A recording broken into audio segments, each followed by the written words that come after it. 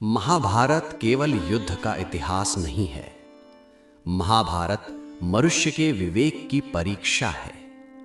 इस महाकाव्य में एक ऐसा पात्र है जो स्वयं राजा नहीं था, फिर भी राजाओं से अधिक महान था, जो महान योद्धा था, पर जिसकी मौनता सबसे अधिक भयावह सिद्ध हुई। वे पात्र हैं भीष्म। आज हम जानेंगे कि भीष्म का जीवन केवल गौरव की कथा नहीं है, बल्कि ये हमें सिखाता है कब आदर्श आशीर्वाद बनते हैं और कब वही आदर्श अभिशाप बन जाते हैं। भीष्म का जन्म देवव्रत के रूप में हुआ, माता गंगा और हस्तिनापुर के राजा शांतनु के पुत्र के रूप में। बाल्यकाल से ही देवव्रत असाधारण थे। शास्त्र ज्ञान, संयम, धैर्य और धर्मबोध में अद्वितीय।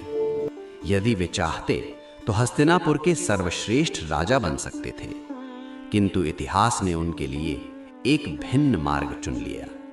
इस परिवर्तन के केंद्र में थी सत्यवती। सत्यवती एक मछुआरे की पुत्री थी, जिनसे राजा शांतनु विवाह करना चाहते थे, पर विवाह से पूर्व सत्यवती के पिता ने एक शर्त रखी। सत्यवती के गर्भ से उत्पन्न पुत्र ही हस्तिनापुर का राजा होगा। ये शर्त व्यक्तिगत रूप से स्वाभाविक थी, क्योंकि प्रत्येक माता पिता अपने संतान का भविष्य सुरक्षित देखना चाहते हैं। पर इस निर्णय का प्रभाव पूरे कौरव वंश के भविष्य पर पड़ा। पिता के दुख को देखकर देवव्रत स्वयं आगे आए और बोले, मैं राज्य के अधिकार का त्याग करता हूं। मैं आजीवन ब्रह्मचर्य का पालन करूंगा। मेरी कोई संतान नहीं होगी। इसी भयंकर प्रतिज्ञा के साथ देवव्रत कहलाए भीष्म। भीष्म की प्रतिज्ञा निसंदेह महान थी, पर प्रश्न उठता है, यदि किसी एक व्यक्ति की प्रतिज्ञा पूरे राज्य के भविष्य को नष्ट कर दे, तो क्या वो वास्तव में धर्म कहलाएगी? सत्यवती के पुत्रों का परिणाम देखें। विचित्र वीर्य का अकाल निधन, धृतराष्ट्र का अंधत्व और पांडु का शारीरिक दुर्बलता से ग्रस्त होना।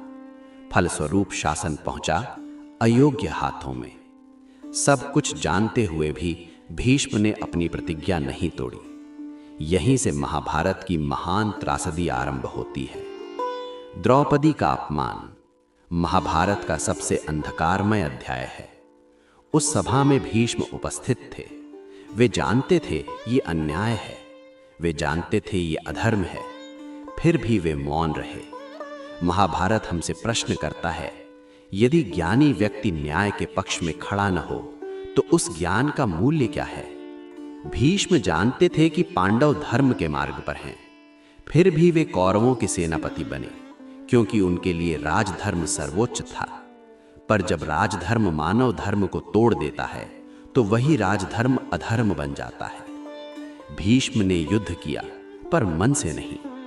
जब भीष्म शरशैया पर लेटे मृत्यु की प्रतीक्षा कर रहे थे, तब वे योद्धा नहीं थे, वे एक गुरु थे। उन्होंने युधिष्ठिर को सिखाया राजधर्म, न्याय, दान और मानवता। ये उनके जीवन का एक प्रकार का प्रायश्चित था। भीष्म से हम सीखते हैं, प्रतिज्ञा तभी महान होती है जब वो व्यापक कल्याण की रक्षा करे। अंधी प्रतिज्ञा आदर्श नहीं होती, वे भविष्य के लिए अभिशाप बन जाती है। भीष्म से हम सीखते हैं, अन्याय को पहचानना पर्याप्त नहीं, उसके विरुद्ध खड़ा होना ही सच्चा धर्म है। मौन कभी निष्पक्ष नहीं होता, अक्सर मौन भी अपराध बन जाता है। भीष्म से हम सीखते हैं, कर्तव्य केवल आदेश का पालन नहीं, कर्तव्य है विवेक की पुकार सुनना। जहां मानवता टूटती है, वहां कर्तव्य को भी प्रश्नों के घेरे में आना चाहिए। भीष्म से हम सीखते हैं, ज्ञान तभी पूर्ण होता है जब वो साहस के साथ व्यक्त किया जाए। शास्त्रों का ज्ञान पर्याप्त नहीं, न्याय के लिए खड़ा होना ही मनुष्य को महान बनाता है। भीष्म से हम सीखते हैं, पद या सत्ता नहीं, चरित्र ही मनुष्य की वास्तविक पहचान है। राजा न होकर भी भीष्म अमर हैं, क्योंकि उनका जीवन हमें चेतावनी देता है। भीष्म पूर्ण नहीं थे और इसी कारण वे आज भी प्रासंगिक हैं। महाभारत भीष्म के माध्यम से कहता है, धर्म कोई बंधन नहीं, धर्म जागृत विवेक का नाम है। यदि ये वीडियो आपको सोचने पर विवश करे तो इसे साझा करें और ऐसी ही गहन महाभारत विश्लेषण के लिए चैनल को सब्सक्राइब अवश्य करें।